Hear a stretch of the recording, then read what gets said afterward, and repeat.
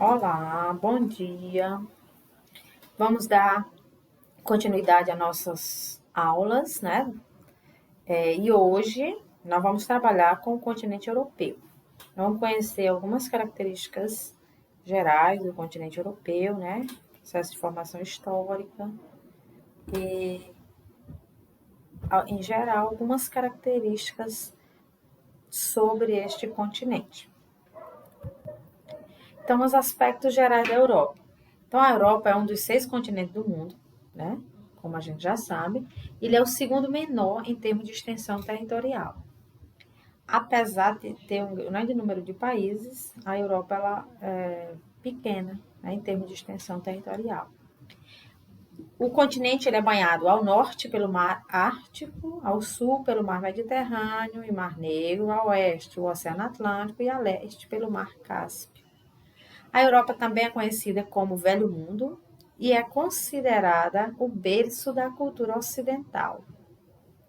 A Europa limita-se territorialmente com a Ásia, a leste, sendo considerada então prolongamento da massa continental do continente asiático, formando assim a Eurásia, que é o conjunto de terras formado pela Europa e a Ásia. Os dois continentes eles são separados pela cordilheira chamada de Montes Urais, ou seja, um conjunto de montanhas chamado de Montes Urais. Devido ao seu contorno bastante irregular, o continente europeu apresenta, além de várias ilhas, península, uma grande quantidade, uma extensa costa litorânea. Então, assim, por que que a gente diz que a Europa e a Ásia são muito próximas? Porque elas constituem um único bloco de terras, diferente dos outros continentes em que são divididos ou delimitados por oceanos, né? Dividido por água, a Europa e a Ásia ela constituem terras contínuas, um bloco de terras contínuas, que forma o que a gente chama de Eurásia. Mesmo assim, eles formam dois continentes diferentes. Aí a pergunta, a Europa, um continente ou península, né? Então, a Europa ela é conhecida como um continente, porque mesmo estando ligada à Eurásia, né, que é a junção da Europa e a Ásia, que é considerado um das maiores concentrações de terras emersas do mundo. Esses dois continentes se constituem em continentes diferentes devido às suas características históricas e culturais. Então, o que divide a Europa da Ásia? São alguns aspectos físicos que foram usados para delimitar, como é o caso dos Montes Urais, o Rio Ural, cadeia de montanhas ou rios, né? Aspectos naturais. Mas, tecnicamente, elas formam um único bloco de terras contínuo. Então, a Europa está ligada fisicamente ao continente asiático, mas o que, na verdade, diferenciam como dois continentes diferentes são os aspectos culturais e históricos.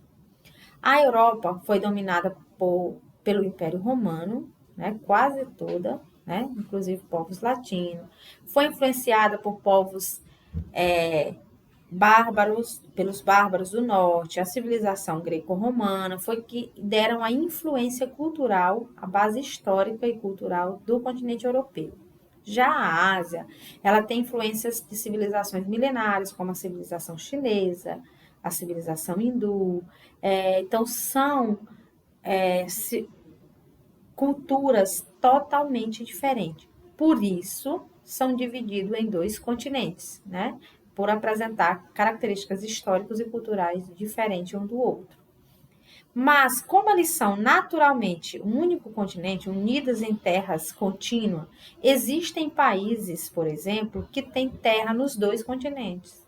Um lado fica, o mesmo país fica dividido entre a Europa e a Ásia, que é o caso da Rússia, da Turquia e de outros países, né? A Geórgia, o Azerbaijão, alguns desses países eles também estão divididos em dois continentes. Então, esses países eles são chamados de países transcontinentais, ou seja, eles possuem terras em mais de um continente, no caso, em dois continentes, na Europa e na Ásia. A Rússia, por exemplo, ela tem a maior parte de terra no continente asiático e uma menor parte na Ásia. E aí a gente se pergunta, dessa forma, esses países transcontinentais, eles são asiático ou europeu? Isso vai depender também das características culturais, da influência cultural, da influência histórica e da questão das relações econômicas, né? Com quem mais esse país se identifica, com a cultura europeia, com a cultura asiática. Então, dessa forma, a Rússia é considerada como um país que mantém fortes relações com o continente europeu, é considerado um país europeu. Já a Turquia tem fortes relações culturais e econômicas maior com a Ásia, então é considerado um país asiático, mas na realidade eles são países transcontinentais, têm terras nos dois continentes. Aí aqui a gente tem o mapa da Europa, né? Onde a gente vê esse litoral que eu falei, bastante recortado, cheio de ilhas, penínsulas, né? Então, esse continente ele é formado por 50 países, né? E a gente vai conhecer um pouco mais sobre as características do continente. Aqui a gente tem alguns aspectos demográficos, né? A população da Europa é cerca de 738 milhões de pessoas, é a quarta maior população mundial entre os continentes, está atrás da Ásia, da África e da América. O continente europeu, ele possui uma área aproximada de 10 milhões de quilômetros quadrados. É o segundo menor. Gente, se vocês compararem, é quase o mesmo tamanho da China, o Brasil tem 8,5 milhões de quilômetros quadrados e é menor do que a Rússia sozinho, né? Então, é um continente relativamente pequeno em termos de extensão territorial, mas que apresenta uma influência muito grande no mundo, né? Então, a densidade demográfica é cerca de 72 habitantes por quilômetro quadrado. O país mais populoso da Europa é a Rússia e tem um pouco mais de 144 milhões de habitantes, e o menos populoso é o Vaticano, que é apenas cerca de 800 habitantes, né? São chamados mini-estados. A Europa apresenta 50 países nesse pequeno território. Então, na Europa tem muitos países pequenos, de pequena extensão territorial, que um dos casos é o Vaticano, né? Que são países minúsculos, né? São chamados mini-estados. A hegemonia europeia. Então, a gente vai, assim, como eu falei, a Europa, apesar de ser um continente relativamente pequeno, ela tem uma grande influência mundial. Por quê? A Europa é o berço da Revolução Industrial, a Europa é o berço do capitalismo, a Europa foi o berço das grandes guerras, ou seja, dos grandes acontecimentos a nível mundial, a maioria deles são originários da Europa. Então, ela tem uma grande influência sobre o resto do mundo. Então, quando a gente fala de hegemonia, estamos falando da influência que os países da Europa exercem sobre os demais países. Essa hegemonia ela ocorre em vários campos, na política, na economia, uma hegemonia militar, hegemonia cultural, inclusive, né? Então, nos séculos XV e XVI, durante o período das grandes navegações, algumas potências da Europa estabeleceram novas rotas comerciais ao redor do mundo, o que foi importante para o desenvolvimento da indústria e do capitalismo, né? Então, os países europeus, né, o continente europeu, foram responsáveis pelas grandes navegações, que foi a questão do colonialismo, implantando seus domínios sobre a América, a Ásia e a África.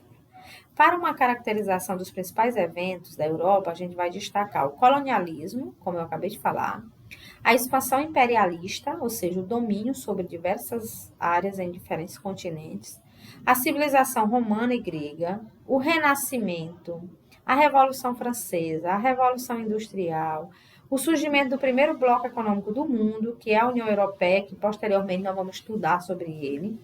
Então, a partir de todos esses eventos, mostra exatamente que a Europa é o palco de grandes realizações humanas a nível mundial, né? Então, por terem desenvolvido aspectos político, cultural e âmbito interno, conseguiu implantar também sobre outros povos o domínio, né? No conhecimento das ciências, da estratégia militar e das tecnologias. Então, na concepção europeia, o restante do mundo se limita a um canteiro de exploração econômica, ambiental e social, a mão de obra e também de mercado. Isso aí seria a questão da visão eurocêntrica, né? Que é uma visão que desde muito tempo ela foi considerada, em que via a Europa como o centro do universo, né? Até nos mapas mundiais, por exemplo, quando a gente olha, a Europa está bem no centro, lá no alto, né? Simbolizando essa sua hegemonia no mundo, né? Sobre os demais os países do mundo. Aí nós temos na Europa uma divisão entre o Ocidente e o Oriente. Temos a Europa Ocidental e a Europa Oriental. Então, esses países eles se dividem de acordo. Essa divisão ela coincide com a estrutura político-econômica adotada pelos Estados no período da Segunda Guerra Mundial, né? Um pouco depois da Segunda Guerra Mundial. Esses países, durante o período que foi chamado de Guerra Fria, eles se dividiram em dois grupos. Os países socialistas, né, faziam parte da Europa Oriental e o Estado centralizava as atividades econômicas. E, do outro lado, a gente tem os países capitalistas, em que a economia baseava-se na livre iniciativa, que localizava na Europa Ocidental. Então, essa classificação passou a existir somente depois da Segunda Guerra Mundial, quando as duas potências mundiais, União Soviética e Estados Unidos, libertaram seus territórios, regiões e cidades do domínio nazista e passaram a impor sua influência sobre ele. Esse período, logo após a Segunda Guerra Mundial, ele foi conhecido como Guerra Fria. Era um momento de grande confronto ideológico entre as duas grandes superpotências, Estados Unidos e União Soviética. Então, os países capitalistas representados pelos Estados Unidos e os países socialistas representados pela União Soviética acirraram esse embate ideológico. Por que Guerra Fria? Porque não havia uma guerra sangrenta nesse período, e sim um confronto de ideias, né? Então, por isso, um confronto ideológico. Aí aqui a gente tem um mapa que mostra exatamente essa divisão, a Europa Ocidental e a Europa Oriental. Elas apresentam diferentes níveis de desenvolvimento econômico. Um pouco mais à frente a gente vai estudar em outras aulas sobre essa diferença econômica entre a Europa Ocidental e a Europa Oriental. De azul nós temos a oriental e de laranja a ocidental. E a população europeia? A população europeia, né? Aqui a gente vai trazer algumas características. Esse continente ele apresenta os melhores indicadores sociais, né? Mesmo assim, é possível se perceber uma grande disparidade na qualidade de vida entre as regiões da Europa.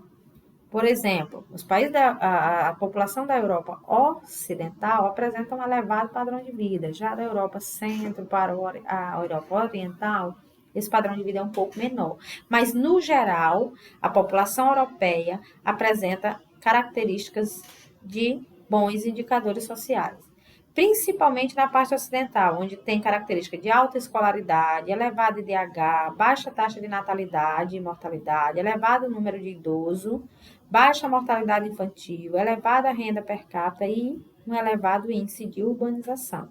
A maioria dos países europeus são altamente urbanizados e industrializados.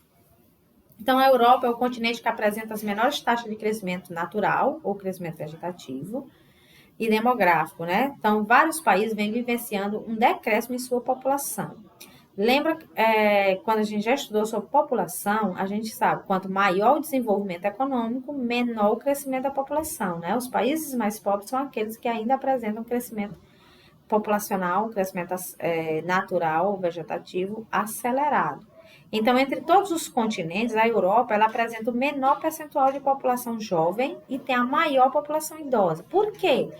Porque essa população ela tem boas condições de vida. Então, quando tem boas condições de vida, a população vive mais. Então, naturalmente, se tem uma expectativa de vida mais elevada por conta das condições de vida em que essa população vive. E aí, um outro fator é a questão das migrações, né? Com o neocolonialismo, muitas pessoas saíram da Europa em direção às áreas colonizadas. Então, nesse momento, foi considerado como uma área de emigração, ou seja, de saída de pessoas principalmente no período das guerras, né? Então, naquele período das guerras mundiais, a, a população não queria viver naquela região de instabilidade, e aí eles acabaram saindo, né? Que deixando a Europa para outras regiões, o que culminou com a questão da emigração. Logo após a Segunda Guerra, a Europa voltou a ser um espaço de imigração, principalmente atraído pelas boas condições de vida. Aí, depois da Segunda Guerra Mundial, vem também a instalação do Plano Marshall, né? Que foi um plano de reconstrução econômica dos países que tinham sido devastados com a guerra, né? Então, a necessidade de mão de obra com essa reconstrução econômica fez com que os europeus estimulassem a imigração para a Europa. Eles se estimularam a ida de pessoas para suprir a necessidade de mão de obra. Então, os imigrantes, eles acabavam fazendo os trabalhos que o povo europeu não se prestava a fazer. Aqueles trabalhos mais pesados, trabalhos considerados humilhantes, trabalho com salários baixos, né? Então, isso aí foi um período em que foi estimulado a imigração.